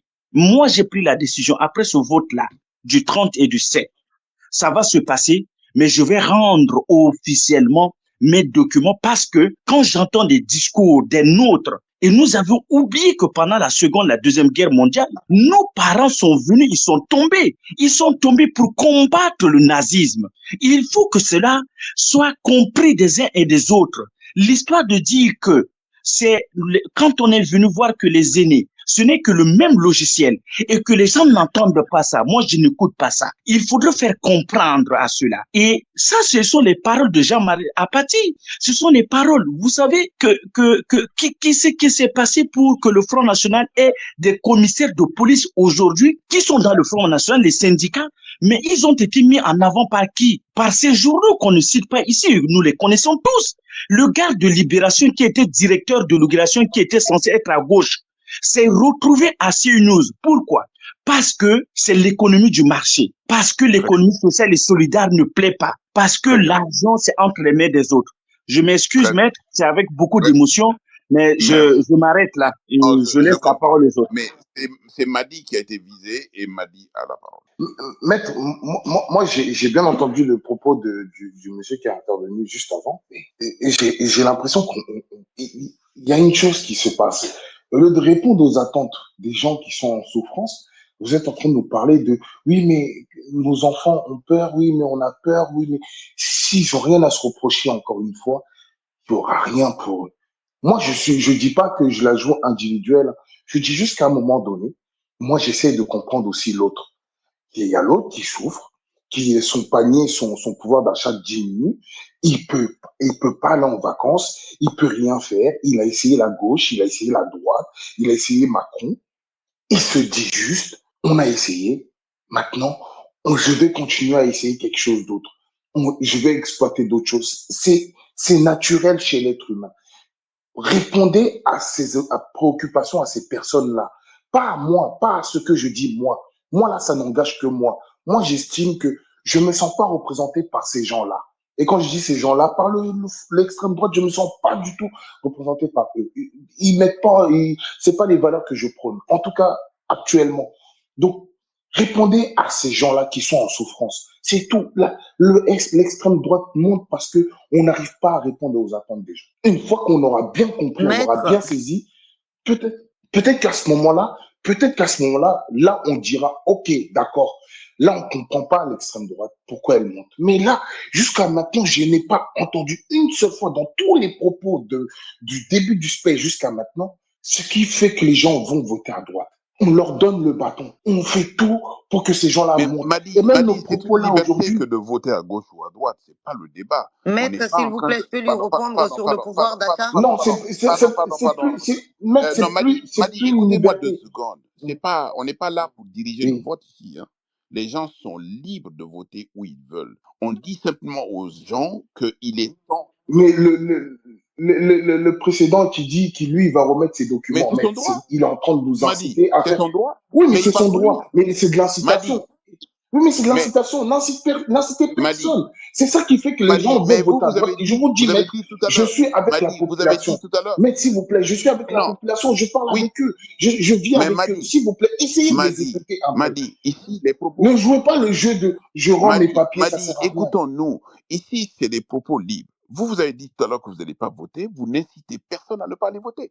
Vous avez dit personnellement ce que vous avez sur le cœur. Moi, là-dessus, ce que je veux entendre de vous, vous dites, vous avez essayé la gauche, vous avez essayé la droite, vous ne votez pas. Mais vous aussi, soyez capable de nous expliquer, en ne votant pas, est-ce que vous réglez un sujet ou vous le déréglez ou vous alourdissez les conséquences qui peuvent en découler. Mais maître, j'ai mis les propos de Macron l'irresponsable. Encore une fois, c'est de l'irresponsabilité ce qu'il est en train de faire. Quand il répond, et c'est Le Monde qui rapporte, qui dit que lui, il sait ce qu'il fait, ça fait des semaines qu'il y réfléchit, qu'il a jeté la grenade entre les jambes des partis politiques et qu'il se débrouille entre eux maintenant. C'est de Oui, l'irresponsabilité. mais l'eau est Tant versée. qu'on ne reconnaîtra pas. L'eau est versée. Oui, mais maître, l'eau est versée. Mais ça ne fait pas la première fois que Macron s'amuse avec le feu. En 2022, il s'est amusé avec le feu. Maître, on était tous là, on a tous fait fi de ne pas comprendre ce qui se passait. Macron a fait monter l'extrême droite. En janvier, il a fait voter la loi immigration, il y a même des démissions dans son gouvernement. Écoutons Erwan. Maître. Écoutons Erwan aussi. Erwan. Bonjour. Bonsoir maître, bonsoir à tout le monde et merci pour ce beau débat qui me passionne. Donc bon, pour préciser les choses, j'ai plusieurs choses à dire sur ce passionnant débat. La première chose, c'est que moi je suis un enfant des années 80 et des enfants Mitterrand, et ce qui se passe en France me terrorise, et évidemment que ça sera un vote pour le Front populaire que je ferai. Et c'est quelque chose qui me terrorise. Et c'est un phénomène qui malheureusement n'est pas que franco-français. Des Bardella, vous en avez aux États-Unis, vous en avez en Russie, vous en avez en Pologne, vous en avez au Mali, vous en avez en Côte d'Ivoire. Au Sénégal, vous avez ces personnes qui sèment la haine, la souveraineté, une soi-disant souveraineté et l'entre-soi un peu partout dans le monde. C'est un phénomène mondial. En ce qui concerne la France, alors je m'inscris un petit peu en faux sur le terme nazi. Ne galvaudons pas les mots. Nazi, on sait ce que ça veut dire, quoi. On sait d'où vient le Rassemblement national, le Front national. On sait ses accointances avec le GUD. On sait tout ça. Mais c'est pas en traitant le Rassemblement national de nazi qu'on va pouvoir le combattre. Il faut connaître ses ennemis.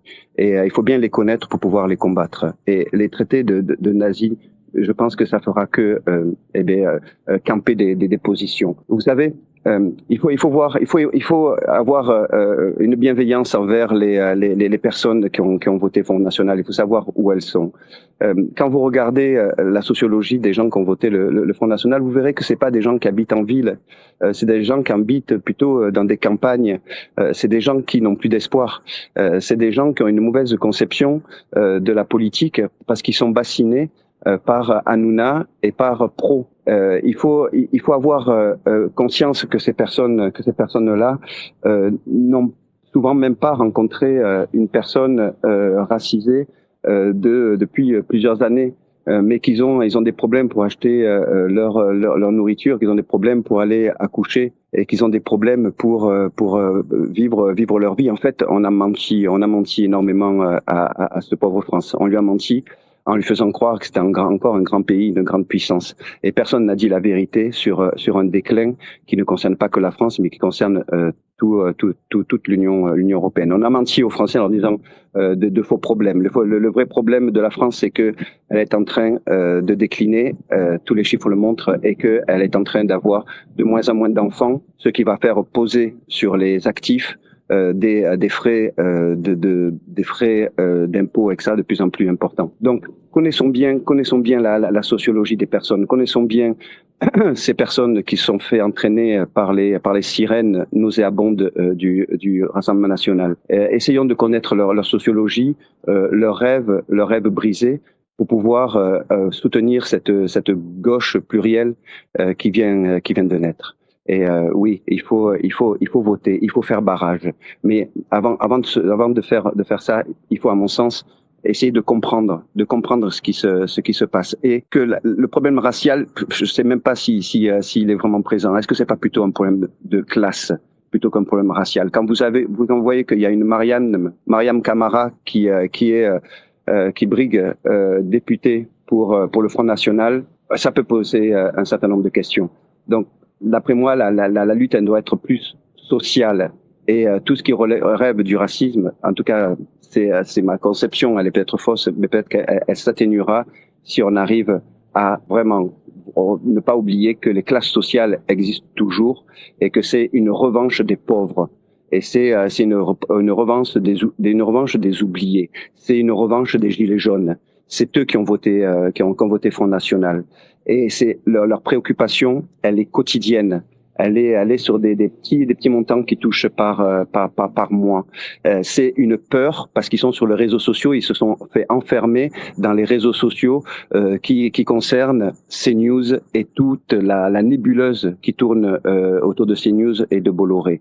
Donc ils sont baignés dans ce bain, ils n'arrivent pas à voir au-dessus, et ils vont se faire avoir. Je suis très très pessimiste pour cette prochaine élection. J'ai très très peur que le Front National, le Rassemblement national soit majoritaire.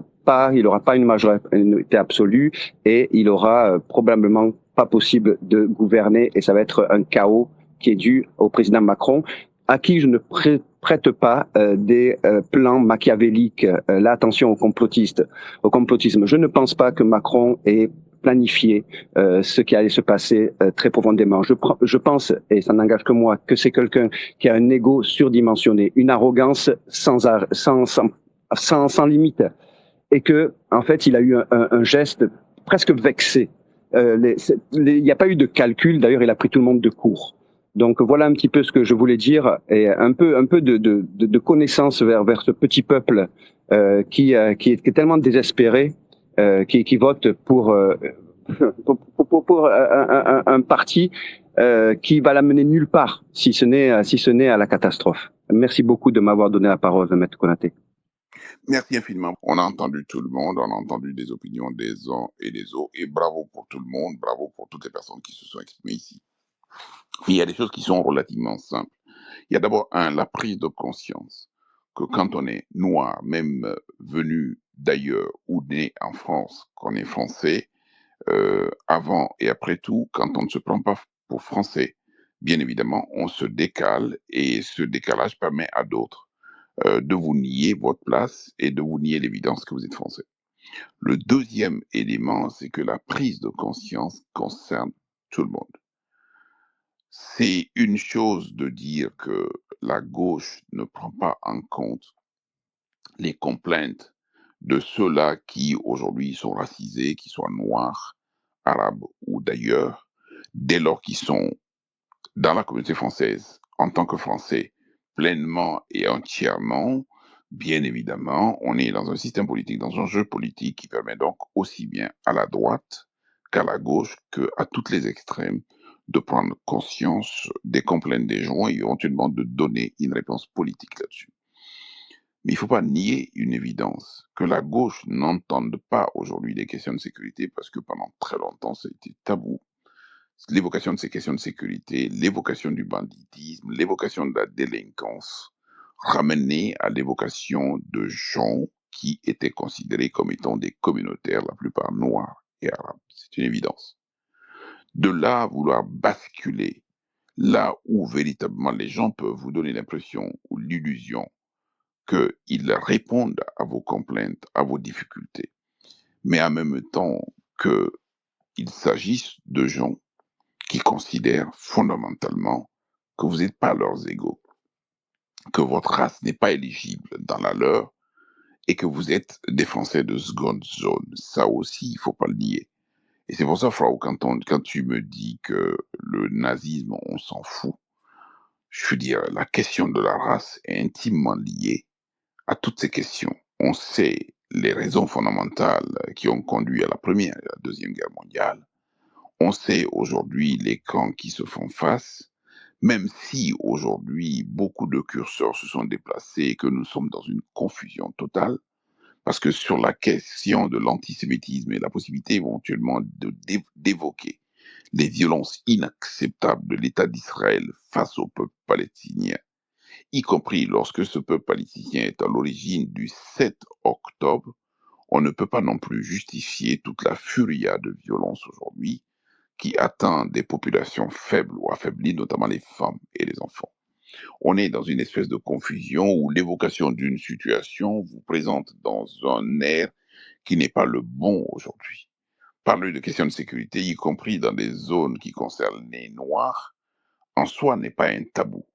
Mais rattacher ça à la question raciale et passer par ce biais-là pour un racisme qui est insupportable, cela n'est pas compréhensible non plus. Et tout le monde sait aujourd'hui que le RN est un parti qui assume aujourd'hui des tendances et des positions plutôt racistes, en disant aujourd'hui que ce soit des gens qui croient en la supériorité de la race. Et d'ailleurs, les déterminantes politiques qui sont mises en avant concernent ni plus ni moins le retrait de l'Europe, même si aujourd'hui on semble atténuer cela, la fin de l'immigration et quelque part, même si c'est pas dit de cette façon-là, le retour à une France authentique comme ils l'entendent, c'est-à-dire la France judéo-chrétienne. Parce que simplement ces gens autour de ce parti et de l'idéal de ce parti sont incapables de concevoir qu'à côté de la race blanche, il y a d'autres races que blanches, qu'à côté de la religion chrétienne ou catholique, il y a d'autres religions, dont l'islam. Et ce combat est une réalité, il ne faut pas non plus le mélanger à autre chose. Fondamentalement, ils sont racistes et fondamentalement, leurs idées qu'ils mettent en avant sont des idées racistes. Et c'est pour ça qu'aujourd'hui, la France est dans la tourmente véritablement. Les extrêmes ici, au-delà de ce que ça peut avoir une connotation politique, les extrêmes, ce sont les deux antipodes. Nous avons deux camps qui se font face parce que simplement en 2002, on est passé à côté de la catastrophe et les gens ont pris la mesure immédiate de la chose, ont réagi instantanément pour se retrouver le lendemain dans un contexte comme s'ils n'avaient pas pris conscience de ce qui avait valu l'exclusion du Parti socialiste et de Lionel Jospin au second tour d'une élection importante. Elle était présidentielle. Et c'est Jean-Marie Le Pen qui a pris la suite. Et depuis, on a assisté progressivement et quasi systématiquement d'élection en élection à la montée en puissance du Rassemblement national et des extrêmes droites de façon générale. Bien évidemment, j'ai indiqué que notre choix n'était pas d'indiquer le vote dans un sens ou dans l'autre, mais en dehors de la possibilité pour le Rassemblement national de prendre le pouvoir, c'est aussi le changement du visage de la France, du gouvernement de la France et des options politiques de la France, parce que ce n'est caché à personne que ce qu'ils disent avant d'arriver au pouvoir, c'est bien ce qu'ils vont mettre en œuvre.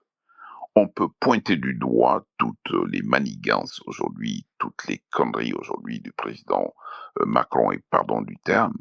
On peut même mettre en cause aujourd'hui ce jeu narcissique, complètement arrogant, qui consiste aujourd'hui pour une élection européenne à dissoudre une Assemblée nationale et à compter sur le fait qu'il va surgir lui et son camp, parce que simplement, en face, ils vont se rentrer dedans à droite, ils vont se rentrer dedans à gauche, et il n'y aura plus que l'extrême droite dont il va mettre en évidence aujourd'hui le caractère inapproprié en termes de gouvernement légitime et légal et convenable aujourd'hui d'un point de vue universel. Le vrai sujet est que les prises de conscience doivent permettre aux uns ou aux autres justement d'ouvrir les yeux, de se dire aujourd'hui que le danger en face, ce n'est pas seulement un danger politique, mais c'est un danger qui porte sur la question de la survie humaine.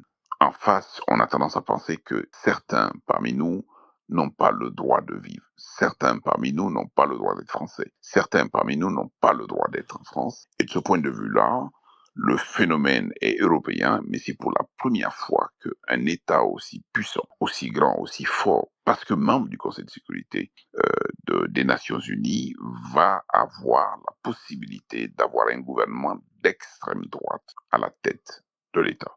Ce n'est pas rien. Il y va de la relation entre la France et ses territoires extérieurs. Il y va de la relation entre la France et les gens de France, y compris les Français qui ne sont pas de souche blanche. Il y va de la place et du rôle de la France dans le monde. On ne peut pas passer sous silence ce risque-là, qui est un risque énorme, qui est un risque qui nous menace, qui est un risque qui est là aux portes du gouvernement français. Et si absolument rien n'est fait, bien évidemment, on va se retrouver dans des tête-à-queue terribles. Et ce n'est surtout pas le moment de régler des faux comptes de Macron, des faux comptes d'une gauche française qui, depuis 20 ans, ignore des questions fondamentales qui lui pètent à la gueule aujourd'hui. Mais le vrai sujet est que le danger est là. Et c'est contre ce danger qu'il faut réagir, bien évidemment. Donc, demain, dimanche, malheureusement, je serai en train de voyager, donc il n'y aura pas de débat de dimanche. Je voudrais particulièrement remercier toutes les personnes qui ont été là cette nuit, qui ont pris la parole et qui ont exprimé des opinions dans un sens ou dans l'autre. Mais l'intérêt est que il ne faut pas se détourner de ce qui peut vous concerner d'une manière ou d'une autre, parce que ce débat, il n'est pas africain, mais il peut avoir un impact sur l'Afrique. Merci à vous tous, surtout bonne nuit, et puis réveillez-vous demain en forme, et je suis désolé, Kodégué, ce sera pour une prochaine fois. Allez, bonne nuit. Nous espérons que cet épisode vous a plu. Si c'est le cas, nous vous invitons à vous abonner à notre podcast et à nous suivre sur Twitter et nos réseaux en général, ainsi que sur d'autres plateformes pour rester informés des prochains débats en live et des épisodes à venir. N'hésitez pas à partager votre avis sur l'épisode, nous sommes toujours reconnaissants lorsque vous vous exprimez.